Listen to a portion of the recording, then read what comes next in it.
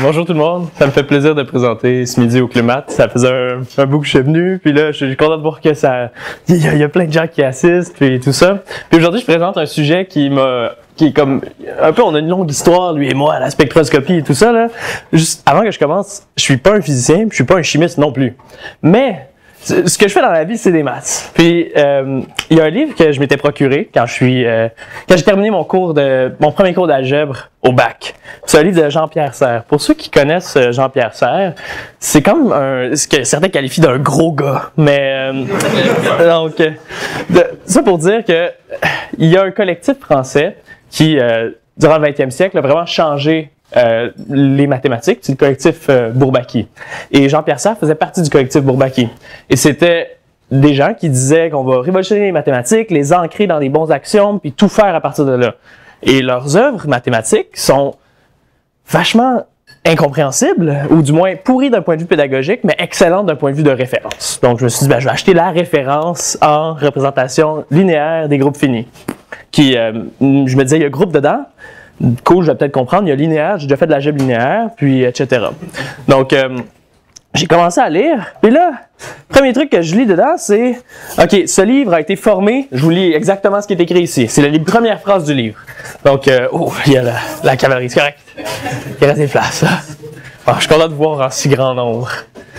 Mais bon. Donc, je reprends. Jean-Pierre Serre commence son bouquin en disant la chose suivante. Ce livre a été formé de 3 parties de niveaux et de buts assez différents. OK. La première partie a été écrite à l'usage des chimistes théoriciens. Elle expose la correspondance du à Frobenius entre les représentations, blablabla.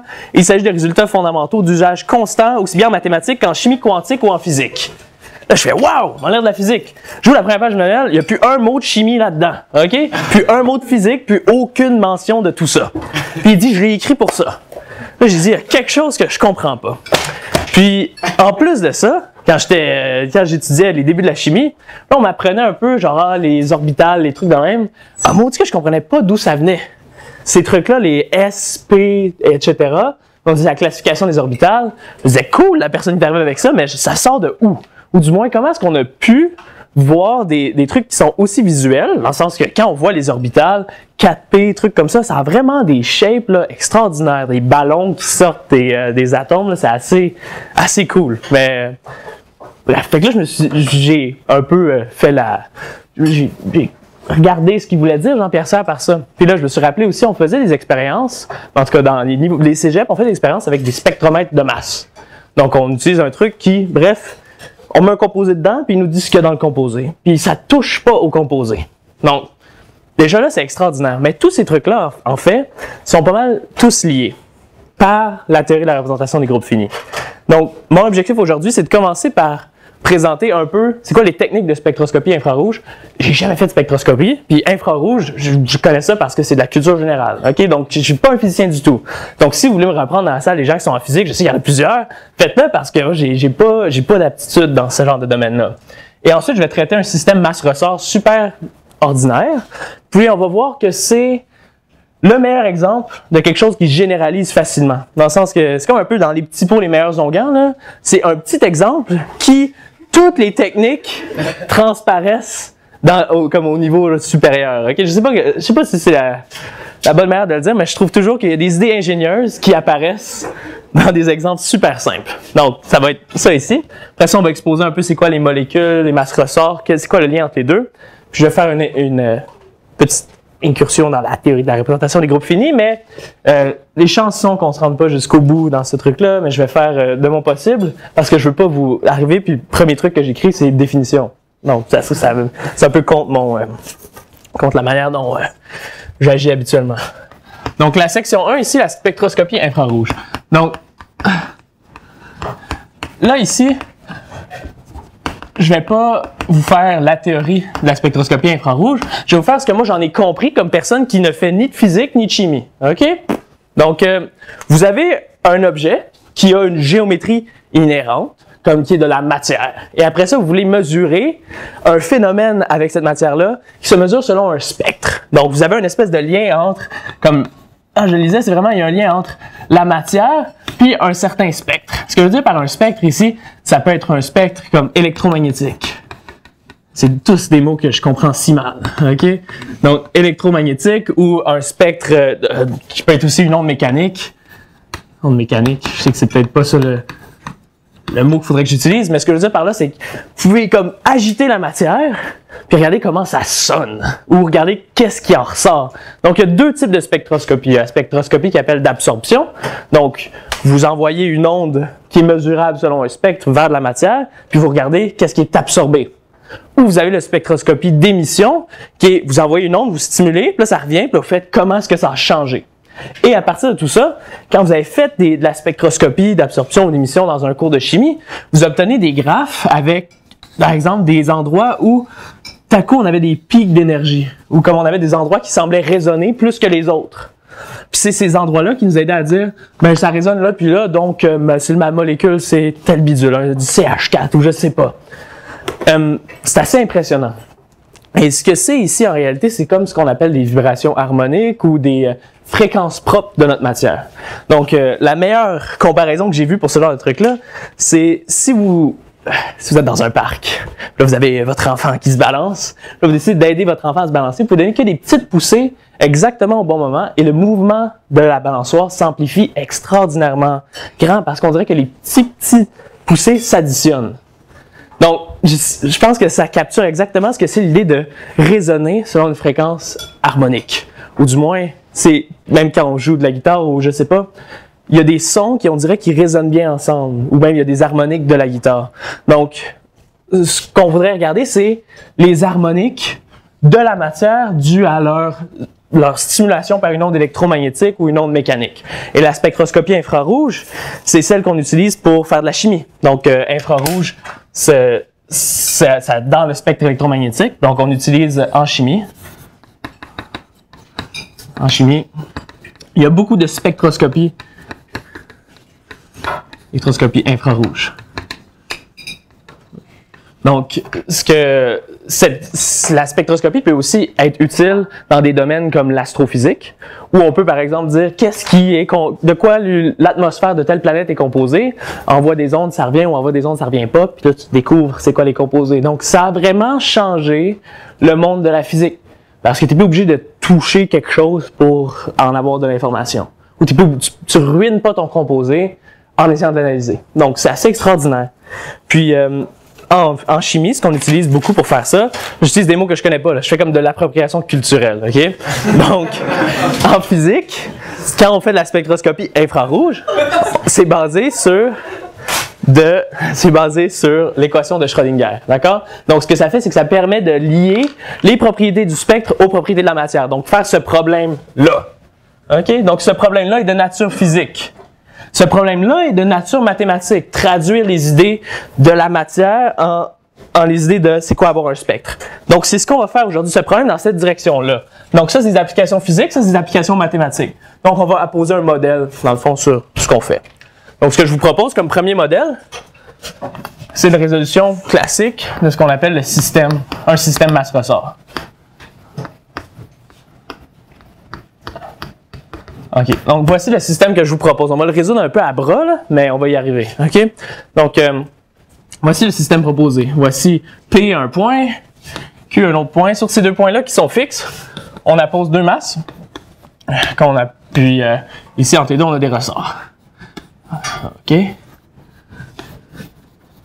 OK, puis on aimerait comprendre, ceci forme un système qui évolue dans le temps, si on bouge les bidules, s'ils ne sont pas en position de repos. Par exemple, si ça c'était la position de repos, j'appelle ça X1, ça ici c'était la position de repos, j'appelle ça X2, comme le déplacement par rapport à la position de repos.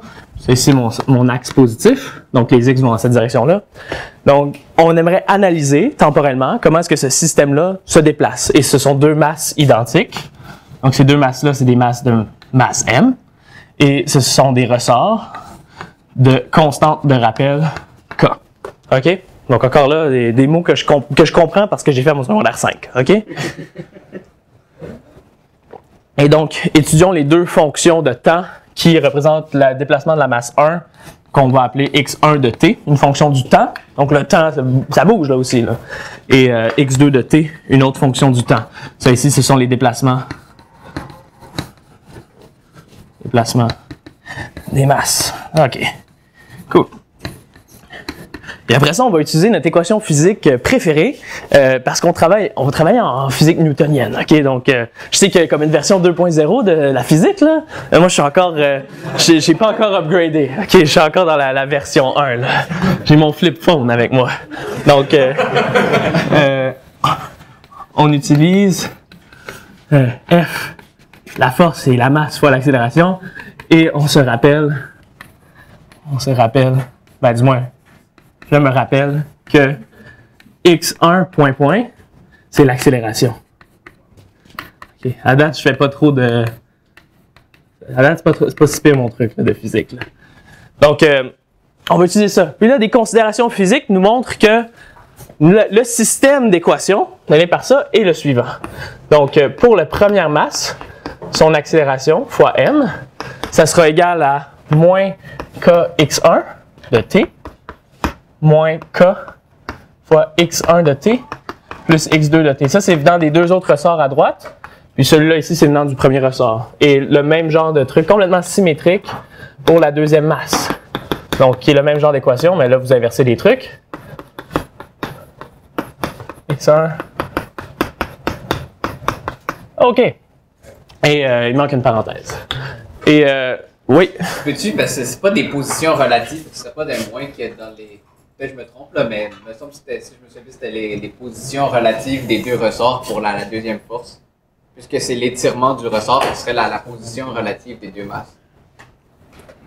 Ça, OK. Mais je Là, t'as fait de mes cours de physique, selon moi, les calculs seraient corrects ici. OK? Mais ils peuvent ne pas être corrects, OK? Mais... Ouais, c'est ça. Ça dépend comment les mesures sont faites, ça, c'est correct. Tous ces mots que je comprends mal. OK? Écrivons donc K sur M ici pour une variable Q, comme ça ici. Et on observe que le système est donc de la manière, peut s'écrire de la manière suivante. X1 de T, point, X2, point, de T. J'utilise même la notation point pour faire plaisir, là, en plus de ça. Et ici, on obtient donc moins Q X1, moins 2, excusez-moi, il y en a un autre qui vient ici, moins 2 Q X1, moins Q X2, puis ici, on a moins Q, je fais-tu bien les choses? Moins Q X1, moins 2 Q X2. OK, cool. Juste m'assurer que les calculs sont corrects. OK. Si j'ai fait une erreur fondamentale de physique, je m'en excuse. Mais ça devrait donner ce genre de bidule-là, OK? C'est bon. C'est quelqu'un qui connaît la physique qui m'a aidé pour ça. Donc, et ceci, on observe qu'on peut l'écrire comme un système linéaire en un certain sens. Donc, on peut l'écrire comme moins 2Q, moins Q, moins Q, moins 2Q, fois X1, X2. D'accord. Donc ça, ce sont des fonctions du temps. Puis ça ici, c'est une matrice. A. OK? Oui? Juste une petite question rapide. Je me demande juste si ton X2, est-ce que tu le mesures, est-ce que tu prends la convention que quand il est à gauche, c'est positif ou le contraire? Parce que je pense que c'est correct si tu prends la convention que quand il est à gauche, ton X2 est positif. C'est exactement ce qu'il a. Ah, ok, oui. Ok. Je prends la convention que c'est fait que c'est bon. Ok, C'est bon. OK. Ouais. Ça devrait aller dans ma affaire, OK? Correct? OK. OK. Oh, je suis désolé pour vrai de faire ça comme ça, d'accord? Donc, bon, là, on retombe un peu dans le monde normal, là, puis on peut dire la chose suivante. On voit que A, c'est égal à sa transposée. Oui. Et A est diagonalisable.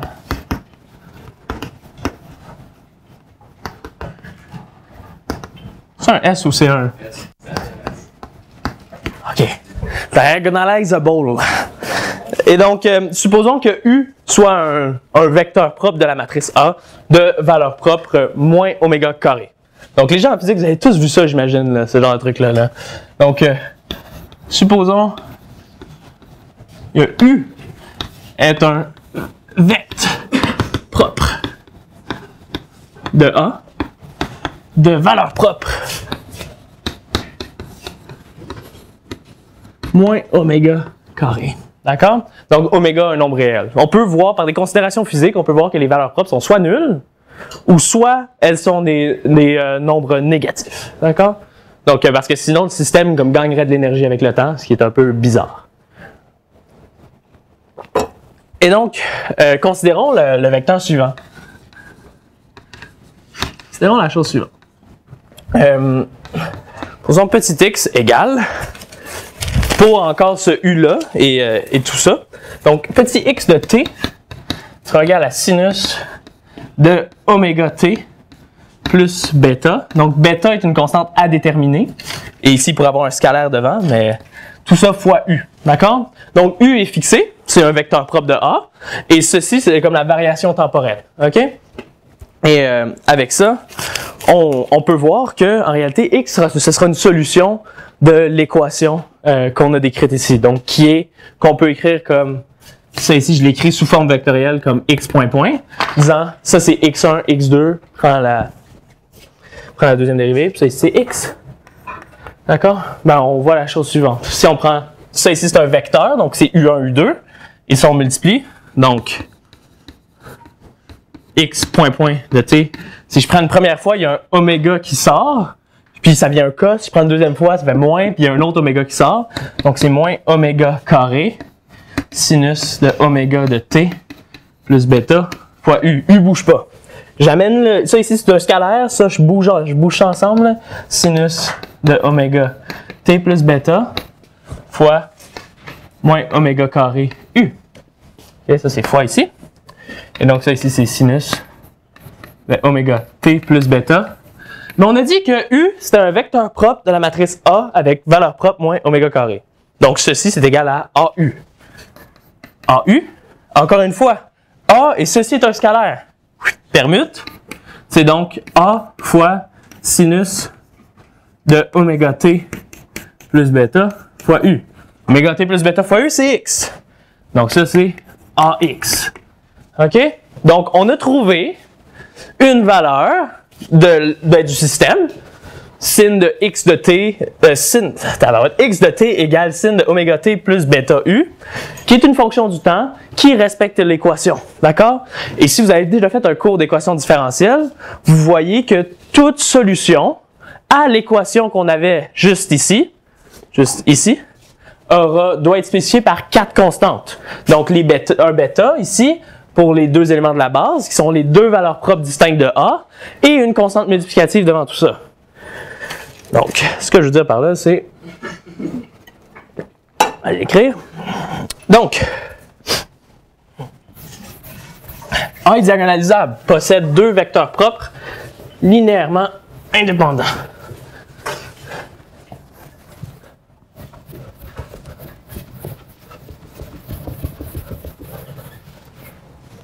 Donc, A étant diagonalisable, on a, disons, U1, U2, c'est vecteur propre, et moins oméga 1 carré, moins oméga 1, oméga 2 carré, leur VP respective.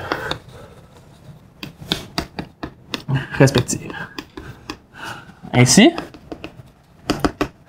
toute solution peut s'écrire comme une combinaison linéaire des deux solutions suivantes. V1 de t, qui dépend de deux paramètres, donc qui va dépendre d'un scalaire qui vient par-dessus, parce que clairement les scalaires passent à travers l'équation, parce que la dérivée est linéaire, sinus de oméga 1 de t plus bêta 1, un autre scalaire à déterminer ici, fois U1, et V2 de t, alpha 2, sinus de oméga 2 de t plus bêta 2, U2.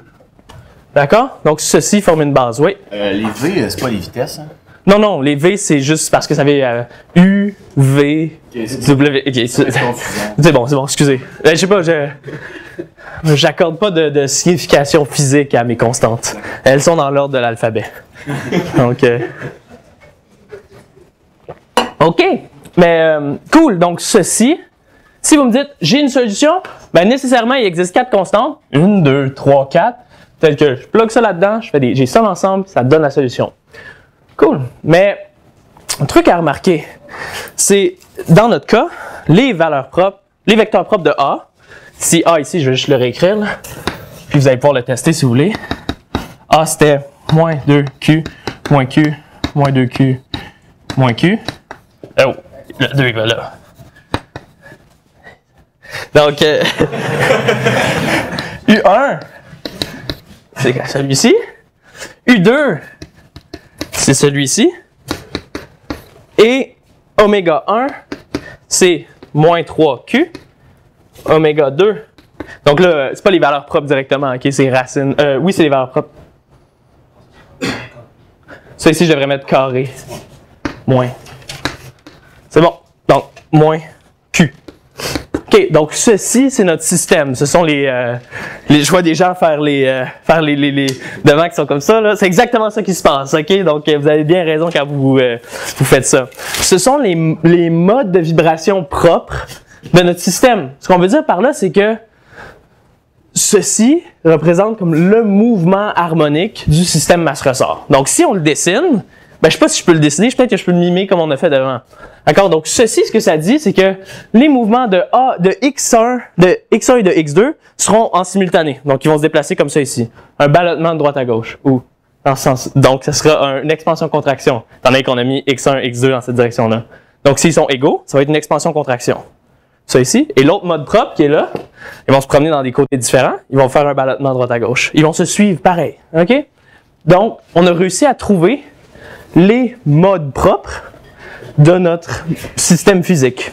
C'était pas facile en un certain sens. Il y avait des considérations de résoudre une équation différentielle. Il fallait travailler un peu, OK? En tant que mathématicien, mon but c'est de travailler le moins possible, OK? Donc je vais plus tard revenir à cet exemple-là avec une considération géométrique de la chose et retrouver les mêmes modes propres. D'accord? Donc je vais vous montrer pourquoi est-ce que ça c'est intéressant en partant, puis pourquoi est-ce qu'on veut peut-être pas résoudre ce genre de système-là tout le temps. Donc, on en vient à mon point numéro 3. C'est quoi le lien entre une molécule et un système masse-ressort? Il y en a un qui est gros, puis l'autre est petit. OK. Donc, section 3, les molécules. Donc, l'idée de génie, ben, la première idée de génie qu'on peut avoir, il y en a eu des meilleures que celle-là après, dans le sens que je travaille dans un cadre qui est complètement newtonien. Là, donc, il n'y a pas de trucs des affaires qui sont à deux places en même temps, ça n'existe pas, là, ici. OK? Donc, les molécules, l'idée, c'est peut-être de les voir de la manière suivante. Si on avait une molécule hypothétique, qui avait peut-être 3 atomes comme ça ici, puis sont reliés ensemble, ben, cette affaire-là, ça peut vibrer, OK, en un certain sens. Puis on peut voir ceci, les trucs-là, ça peut être comme des ressorts. Puis ça ici, les masses, ça peut être comme les molécules elles-mêmes. Il y a beaucoup trop de flèches dans ce dessin-là. OK? Donc, les masses, ce sera des masses en un point, comme on avait fait. Puis là, ici, ça sera... Ces éléments sont comme des ressorts. Donc, oui? Mais il faut que l'amplitude des oscillations soit suffisamment faible. Parce que ça, c'est l'approximation du potentiel harmonique, c'est genre une approximation quadratique que tu coupes tous les termes, donc je voulais juste préciser ça. OK. Ouais. C'est bon. Donc, disons que c'est, ça dit, assez faible. L'amplitude soit assez faible parce que... L'amplitude des oscillations soit assez faible, excellent. Donc, ben moi, tout ce que je m'intéresse, c'est au modèle géométrique qu'il y a derrière ça. Donc, pour l'instant, ça va. OK? Du moins, de ce que j'ai vu avec la spectroscopie infrarouge, c'est que ça stimulait pas assez pour que ça brise le modèle. Donc, c'était correct. OK? Mais, OK. Donc, voici notre système. Et là, si on repense, on fait la même chose que tantôt. Mais là, on dit, OK, le déplacement peut vraiment être dans tous les sens de cette affaire-là. Donc, l'idée, c'est de dire, ben, sur ma molécule, ça sonne comme une bonne idée au début, mais on va voir, ça a l'air vraiment pas chill après. Je vais mettre des axes ici. Un axe X1, Y1, Z1. Donc, imagine c'est en 3D, ce truc-là, ça sort. Là, ici, X2, Y2, puis Z2. Donc, si je spécifie les coordonnées dans chacun des axes, ben, j'arrive avec la position de ma molécule. Donc, je suis comme content. Ou du moins, je peux comprendre la vibration. OK? Donc, on a ce genre de truc-là. Puis, des considérations physiques, du même ordre que tout à l'heure, montrent qu'on peut donc écrire le système quand il y a une vibration dans ce truc-là, de la manière suivante, x point point égale AX.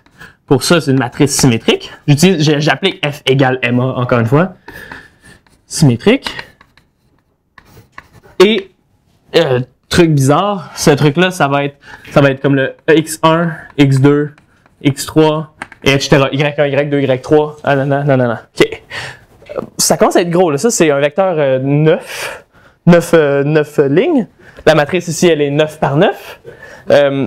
Diagonaliser une matrice 9 par 9. Si je peux ne pas faire ça, je vais être content, OK? Puis là, vous regardez un composé un petit peu plus compliqué. Puis là, mettons qu'il y a N, pour N grand, là. Mettons qu'il y a N atomes dans le truc, là. Ça fait 3N par 3N, cette bidule-là. Aucun plaisir. En tout cas, je parle pour moi, j'ai aucun plaisir. Parce que ça... Je sais pas, je vais m'en passer pour vrai. Mais A va être diagonalisable encore. Donc, de la même manière, on va pouvoir écrire les modes propres de la manière suivante. Comme on avait fait tout à l'heure avec le système masse-ressort. Tu sais, quand je dis dans les petits pots les meilleurs onguents, c'est ça que je veux dire.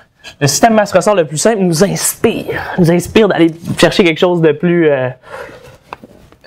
plus complexe. Donc, les modes normaux seront de la forme suivante. Seront encore de la forme sin de oméga t plus bêta fois u, pour u un vecteur propre de la matrice A qui est juste là, et oméga moins oméga carré, la valeur propre du vecteur u. Ou si oméga est nul, ce qui peut arriver de temps en temps, vous allez avoir un élément de la forme t plus bêta u. Ça, c'est si oméga égale 0. OK? Donc, ça va nous donner encore les mêmes modes propres. Donc, on pourrait analyser la géométrie de notre molécule en fonction de ses modes propres. De la même manière. Mais là, on se dit, shitbin, je vais devoir diagonaliser des matrices vraiment, vraiment grosses. Mais, quand même, observons un exemple simple de cette idée-là. Exemple avec 2. OK, super facile comme exemple. Mais il y a quelque chose qu'on peut remarquer dans cet exemple-là qui est le fun.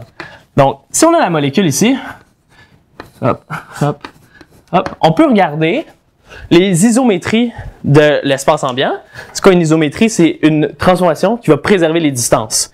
Et je vais aussi demander qu'elle envoie les molécules du même type sur les molécules du même type. Donc, que je transforme l'espace, donc je fais une transformation, puis j'arrive à la même affaire. OK? Donc, on regarde ce truc-là, puis on se dit, ben là, d'en avoir une, je fais un axe ici au centre, je ne suis pas, je suis comme en 3D un peu, là, ben, ou du moins, observons-le en 2D peut-être. Je peux avoir une rotation par rapport à cet axe-là, puis envoyer H sur H, donc, faire tourner la molécule, et ça me redonne le même système. C'est ça l'idée de génie, d'accord? Donc, dire on a une isométrie, qu'on va peut-être appeler G, qui, ce que G fait, c'est qu'elle permute ces deux-là, puis elle laisse O fixé, mais elle redonne le même système une fois qu'on l'applique. Et donc, les isométries de cette molécule sont la chose suivante. On peut faire G, puis je n'ai rien changé. Puis on peut faire G 2 fois, ou du moins G composé avec G. Et puis ça revient à rien faire pantoute. Okay, donc on a comme 2 isométries possibles, rien faire, puis flipper le truc. Puis pour des raisons évidentes pour ceux qui en ont déjà fait, on va appeler ça C2, puis ça va être l'ensemble des éléments qui sont des isométries, tels que quand j'y mets au carré, ça me redonne rien pantoute. Okay? J'utilise cette notation-là pour comme qu'on s'habitue. Okay? C'est comme un ensemble avec une opération de composition, mais qui est une isométrie de l'espace. OK? Cool. Donc, exactement. OK, une remarque extrêmement importante, c'est la suivante. Si A est la matrice décrivant le système, ce que je veux dire par décrivant le système, là, c'est cette matrice-là ici qu'on décrit le système un peu à travers le temps, qui est de l'équation. Donc, décrivant le système. Et que ce qu'on fait, c'est la chose suivante. On dit, ben, je vais regarder comment est-ce que le système évolue une fois que j'y applique G sur le système. Donc, qu'est-ce qui se passe quand j'applique G sur le système transformé avec A qui évolue? je devrais obtenir la même chose que si j'appliquais A sur le système une fois transformé. D'accord? Donc, ce que je veux dire par là, c'est G point quelque chose, il prend les points puis il les transfère au point qu'on a... Donc, OK, je vais m'exprimer plus clairement. D'accord? Donc, G prend le système qui est décrit par ses coordonnées et si cette isométrie-là ne bouge pas les trucs, il va envoyer le système de coordonnées de lui sur le système de coordonnées de lui. Il va comme permuter les vecteurs de base ici. D'accord? Donc, et ce qu'on nous dit, c'est que le système, sa transformation à travers le temps, ne dépend pas de l'action de l'isométrie. D'accord? On va montrer cette chose-là. D'accord? On va juste faire un petit exemple avec la molécule, encore une fois, pour voir que ça, c'était brillant, puis ça marche. Donc... C'est brillant parce que ça émet de la lumière quand tu fais de la spectroscopie.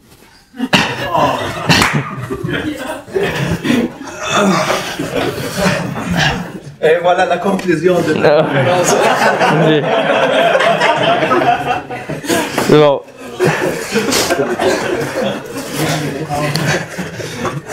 OK.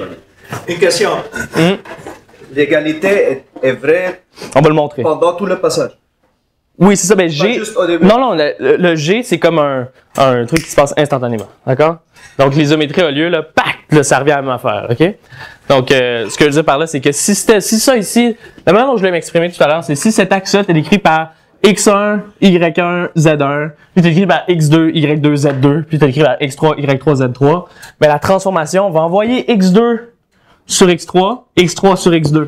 Va envoyer Y2 sur Y3, Y3 sur Y2, et Z3, Z2 sur Z3, Z3 sur Z2. Puis il va laisser l'autre invariant. D'accord? Donc, on va montrer cette relation-là. D'accord? Donc, de plus, juste pour terminer,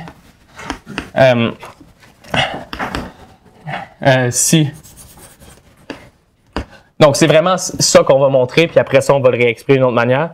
Donc, si U est un vecteur propre de A,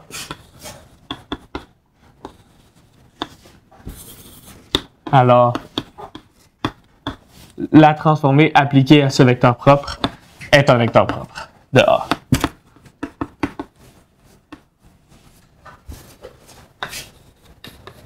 OK. La preuve qui sera extrêmement... je vais agiter mes mains en l'air et je vais dire, d'accord, ça va être ça. OK? Donc, il y aura des preuves plus mathématiques qui viendront à la partie 2. Donc, on n'a pas encore assez de machinerie pour faire des jolies preuves. Donc, U spécifie la position d'une molécule telle qu'elle vibre dans une fréquence propre. G de U transforme la molécule et la remet dans une autre situation où, encore une fois, elle vibre. Elle devra vibrer selon des fréquences propres, puisque G ne bouge pas la molécule en un certain sens. Peut, oui, se permuter certaines sections, mais donc, la molécule revient dans le même état. Donc, si elle pouvait vibrer dans certaines fréquences propres à un endroit et on la transforme, elle va continuer ce même genre de vibration-là. D'accord? Donc, ça prouve un peu de manière intuitive cette section-ci. D'accord? Mais on n'a pas de matériel mathématique, encore une fois, pour montrer tout ça. Donc, on y reviendra plus tard. Mais assumons, du moins, si vous n'êtes pas convaincu, assumons cette partie-là. Donc, puisque A est diagonalisable,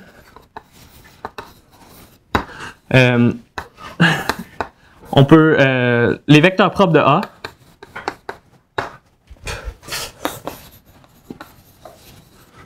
A forment une base de l'espace, une base de l'espace qu'on avait dit de R3N. OK, donc ça, c'était la dimension de notre affaire. Donc, ils forment une base. Écrivons-les de la manière suivante. U1 jusqu'à U3N, puis de VP oméga I correspondant. D'accord?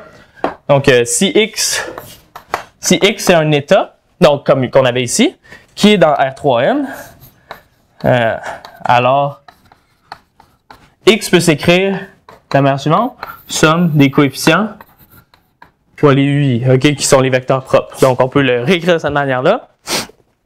Ainsi, c'est juste une histoire de applique la matrice des deux bords. Là. Applique AX, c'est donc égal à la somme des AI, AUI. OK? Cool. Et donc, maintenant, c'est AUI là, c'est la somme des AI. Donc là, ici, j'ai écrit oméga I. Tantôt, on avait oméga carré. Remplaçons-les par des lambda pour ne pas se mélanger. Lambda I. Donc, c'est la somme des AI, lambda I, UI. OK. Puis là, l'action qu'on a sur l'espace distribue linéairement sur ce genre de truc-là. Ce que je veux dire par là, c'est que il y a du formalisme qui passe sur le tapis ici, mais il va venir, il s'en vient, OK? Il va pas, je vais pas vous laisser amer. Donc, j'ai appliqué à l'espace AX transformé. Ce sera donc la même chose que j'ai appliqué à cette somme-là, des coefficients AI lambda I fois les vecteurs UI. Ceux-ci, ce sont des scalaires. Et ceci doit nécessairement distribuer sur les éléments de la somme. Donc, on obtient la somme des AI lambda I G.UI. Et on a dit que ceci redevenait un autre vecteur propre. Donc, ça va réexprimer dans la base UI, peut-être en changeant les trucs de place, mais ça va réexprimer dans la base des UI. Donc, peut-être que ça ici, ça va donner, elle vibrait selon une certaine fréquence, et on la change, la molécule ne bouge pas, elle va vibrer selon la même fréquence. Donc ici, on peut le réécrire comme lambda, excusez-moi, somme des, qu'est-ce que je voulais dire?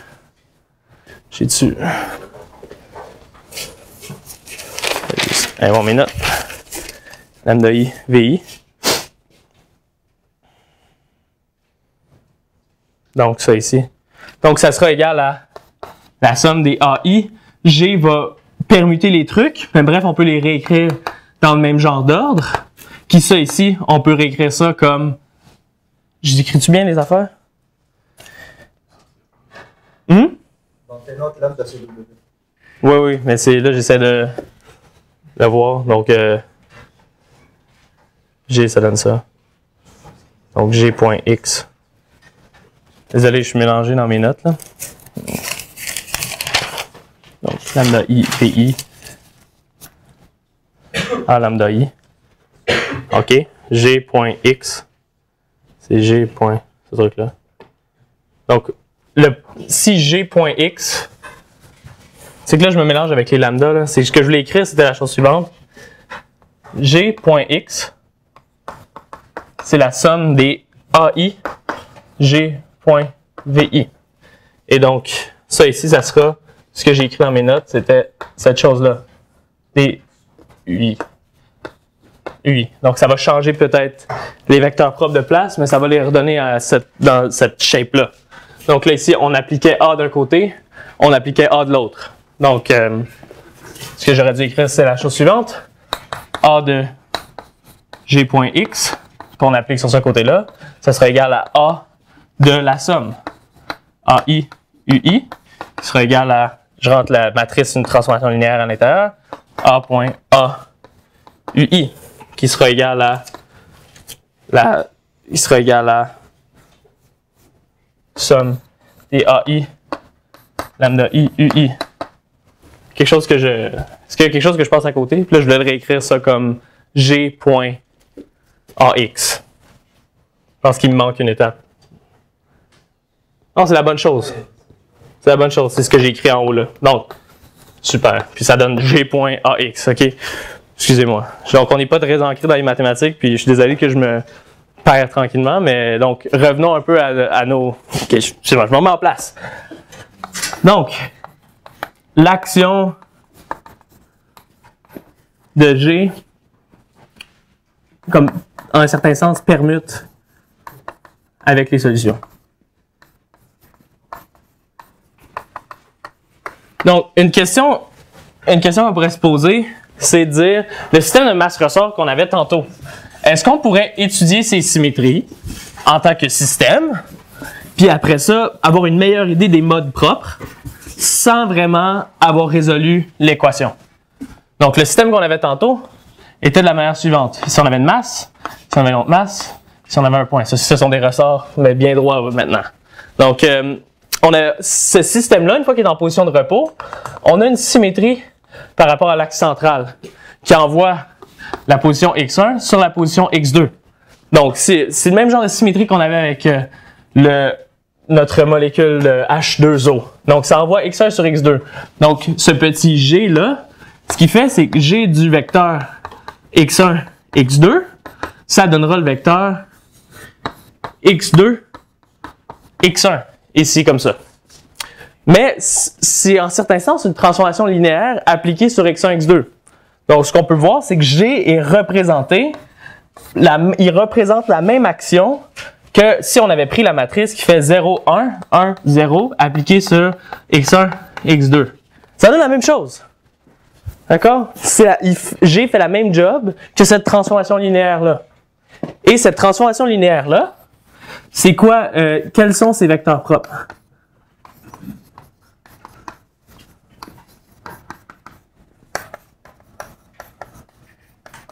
Donc là, on fait un peu de travail, puis on dit, ben, les vecteurs propres de cette affaire-là, c'est les vecteurs suivants. Donc, 0, 1, 1, 0, appliqué sur le vecteur 1, 1, ça donne 1, 1. OK? Puis, l'autre vecteur propre, c'est le suivant, 0, 1, 1, 0, c'est 1, moins 1. Ça donne, poup, moins 1, 1. Ça, c'est moins 1 fois le vecteur lui-même. OK? Ces vecteurs propres-là, on les reconnaît. C'est ceux qu'on a vus tantôt qui représentaient les modes propres du système masse-ressort. Donc, d'expansion puis de ballottement. Qu'on est venu chercher juste avec l'action de G sur le système. OK? Donc, tout ça, toute cette idée-là, c'est de dire, ben, je vais étudier les symétries de l'espace, ils vont me donner les mêmes modes propres. J'aurai peut-être pas la chance d'extraire la fréquence d'un seul coup, mais ce que je sais au moins, c'est de savoir les directions qui sont privilégiées, ou du moins qui vont apparaître quand je vais stimuler la molécule. D'accord? Donc, ça va être ces modes propres-là, ces vibrations-là que je vais observer, et toutes les autres vibrations seront des combinaisons linéaires de ceux-là. D'accord? Donc, j'ai eu accès à la résolution de mon équation, mais juste en regardant l'action du groupe de symétrie sur le système. D'accord? Donc, c'est ça l'idée de génie. Allons voir un peu comment est-ce que ça se formalise. Donc, voici... donc, j'utilise des bases d'algèbre linéaire et un peu de ce qu'on appelle la théorie des groupes. Je vais définir c'est quoi un groupe et tout ça. Puis, on va pouvoir voir que tout ceci se formalise extrêmement bien. Donc, théorie de la représentation des groupes. OK? Donc, ce qu'on veut dire, c'est qu'on va regarder les groupes, l'action des isométries, comme quelque chose tout seul, qui, elle, traîne dans son coin, mais qui agit sur l'espace de ce qui se produit dans notre système. Donc, juste pour commencer, on avait des isométries, puis ils possédaient certaines propriétés. Avec le temps, on a réussi à distiller les propriétés essentielles de ces isométries-là. Puis ce qu'on appelle aujourd'hui un groupe. Donc, un groupe, c'est une paire, c'est un ensemble. Un ensemble G et une opération étoile. Étoile qu'on dit qui est une opération interne. Donc, prend deux éléments de G. Comme on avait deux isométries tantôt, puis il les compose, mais nous autres, ça va être les multiplie. Donc, il prend deux petits éléments, GH, puis il les envoie à G étoile H. Je pensais à tantôt, c'est la composition des isométries. J'en fais une, puis après ça, je fais l'autre. OK? Donc, c'est ce qui va agir sur notre espace. Et on veut que ça respecte les axiomes suivants, qui respectent. Donc, on veut qu'il y ait... C'est vraiment une généralisation de nos isométries. Voyez-le comme ça.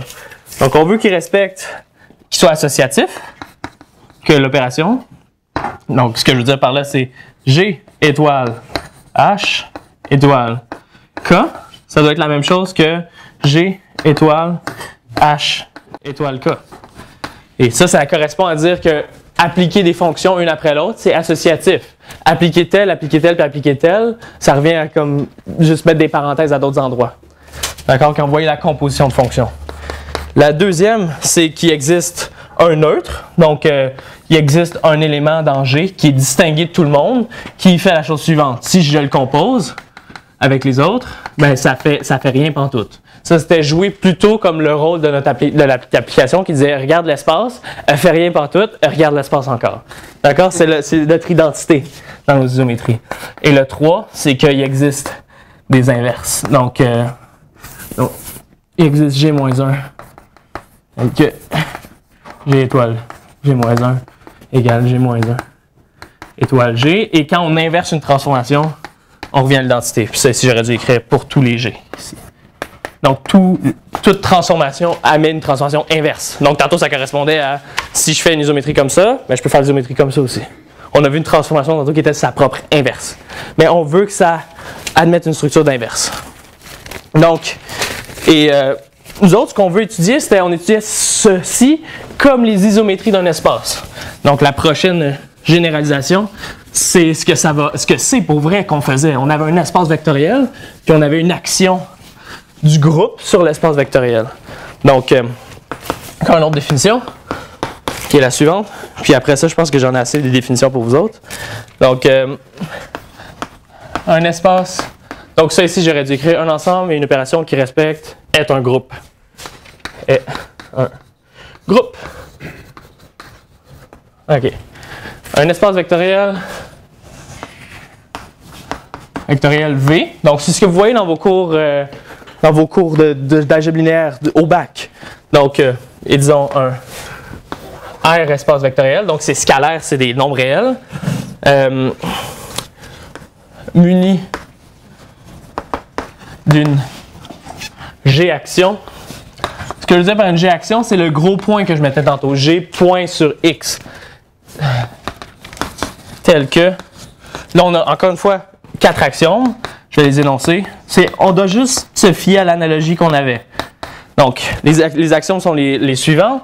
C'est quand je fais agir G sur un vecteur, ben ça reste dans V. Ça marche pour tous les G dans G, pour tous les V dans V. Donc, quand je fais agir une isométrie, je m'en vais pas dans quelque chose bien loin. Donc, je reste dedans. Et après ça, la numéro 2, c'est que on a une bonne communication entre la multiplication dans le groupe puis les actions sur l'espace. Donc, je fais agir une isométrie, j'en fais agir une autre, mais c'est la même chose que si j'avais multiplié les éléments en premier puis ensuite fait agir sur l'espace. Donc, celle-là est peut-être un petit peu plus demandante que la première. La première semble plus évidente. Et après ça, la troisième, si j'ai l'identité du groupe puis je le fais agir sur l'espace, ben c'est comme ne rien faire. Donc, l'isométrie qui fait rien, fait vraiment rien sur l'espace vectoriel. Et en plus de ça, qu'elle distribue bien. Donc, ça, c'est ce qu'on avait tantôt. Quand je fais agir G sur une combinaison linéaire de vecteurs comme ça ici, ben c'est la même chose que si j'avais fait le scalaire en premier, agir G sur le vecteur, plus G qui agit sur l'autre vecteur. OK? Et donc, je finis avec un exemple après ça de toute cette histoire-là. Donc, un sous-espace vectoriel, ça ici c'est est un, je vais finir ma phrase, est un RG module. OK? C'est ça qu'on... V sera un RG module. C'est ça le nom qu'on y donne. D'accord? Donc, et je finis ça en disant, un sous-RG module, c'est quoi? Donc, je veux que ce soit un sous-espace vectoriel qui soit en plus de ça fermé sous l'opération de G. Ça veut dire par là, c'est comme on a par exemple un plan qui passe par 0, c'est un sous-espace vectoriel de R3, mais là je veux que les transformations le laissent fixer. Donc que ça respecte cet axiome-là en plus de ça et qu'il soit compris dans G. Donc ça sera un sous-RG module. Donc je finis ça avec l'exemple suivant. Donc ça va être un exemple de ce genre de truc-là de symétrie. Notons, tantôt on avait un groupe qui était cyclique sous une opération, et notons C3 comme le groupe tel que quand je fais l'isométrie au cube, ça me donne l'identité. D'accord? Donc ce que je veux dire par là, c'est que ce groupe-là possède 3 éléments, et quand je fais G fois G, ça donne G carré, puis quand je fais G carré fois G, ça donne l'identité. Donc ça fait comme une espèce de loop. Donc on appelle ça un groupe cyclique. Et soit V qui est R3 avec la base standard E1, E2, E3. Okay, donc ça, c'est les vecteurs de base orthonormés qu'on a d'habitude, d'accord? Donc les E1, E2, E3. On va définir une G-action là-dessus.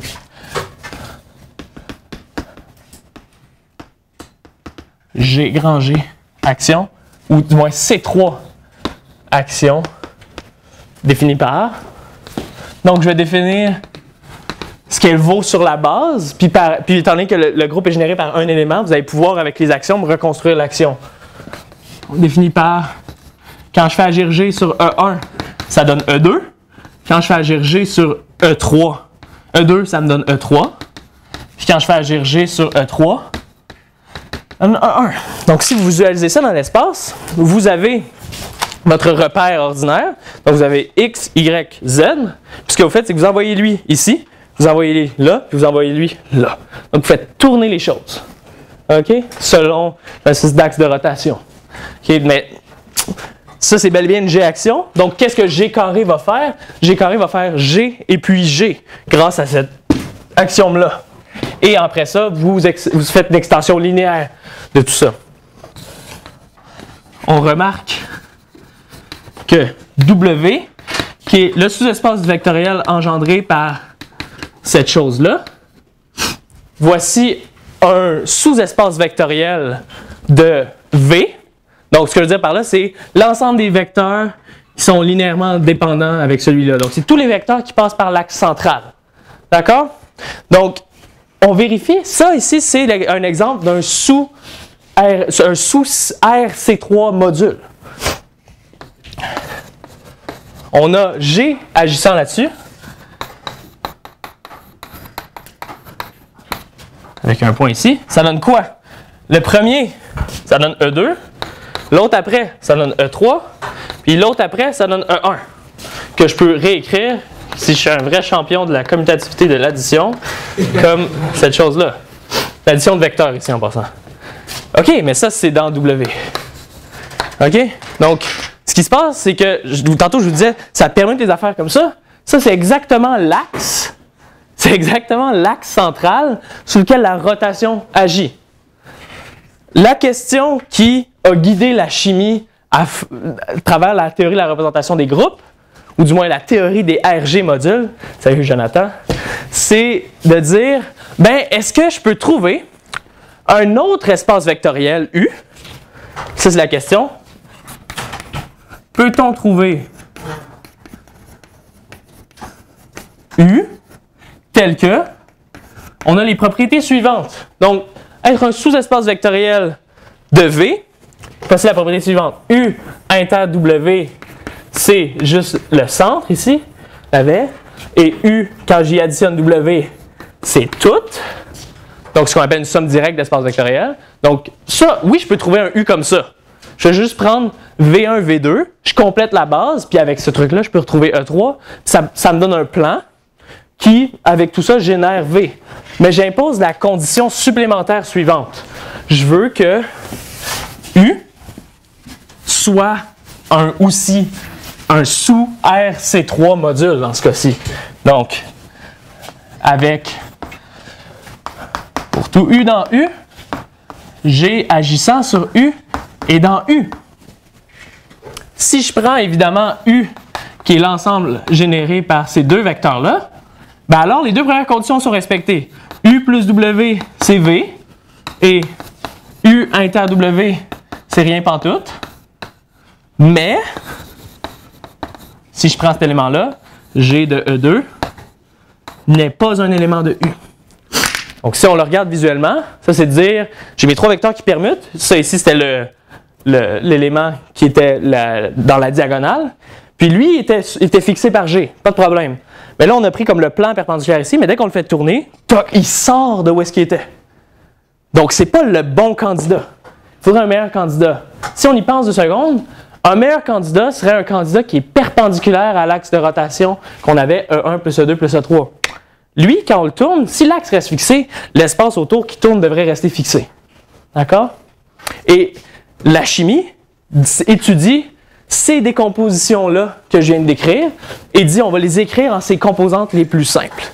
Et c'est à partir de ça qu'on a bâti toute l'histoire, la théorie de la spectrométrie vient de décomposer dans ces sous-espaces-là qui nous aident à trouver les modes propres de nos équations. C'est ceux-là qui y correspondent à des rotations, à des translations, à des vibrations.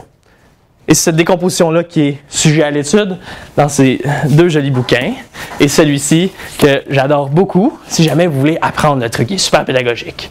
Donc, merci beaucoup. Puis...